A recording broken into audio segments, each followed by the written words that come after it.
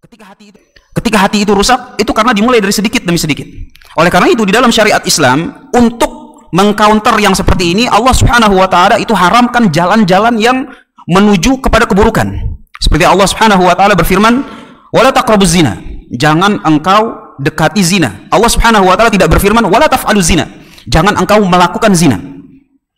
Tapi Allah bilang jangan dekati, artinya yang sedikit-sedikitnya aja, yang nyenggol-nyenggolnya aja, yang baru jalan-jalannya doang, yang akan mengantarkan kita kepada zina, itu diharamkan di dalam Islam.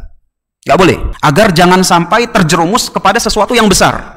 Karena kalau sudah terjerumus kepada sesuatu yang besar, keluarnya susah. Ini udah fitrah. Makin tenggelam kita, makin ketagihan kita, maka untuk lepasnya pun makin makin susah. Nah, penyakit-penyakit hati yang ketika hati itu mengeluarkan, aku pengen ini nih, kemudian kita nggak pasang filter, oh ya deh kita lakukan yang ini.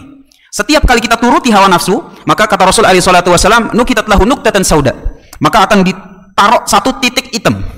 Titik, makin banyak, makin besar, makin banyak, makin besar. Nah, itulah yang menggerogoti kesehatan hati kita.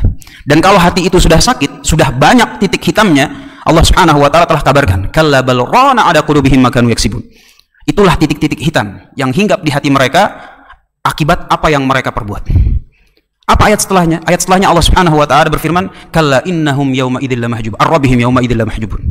Hari ini karena hati-hati mereka udah saking rusaknya, itu terhijab dari Allah Subhanahu wa taala. Sedangkan kita sama-sama mengetahui bahwa melihat Allah Subhanahu wa taala di akhirat ini merupakan nikmat yang paling besar dan harapan yang paling besar untuk mendapatkan maghfirah maupun rahmatnya Allah Subhanahu wa taala.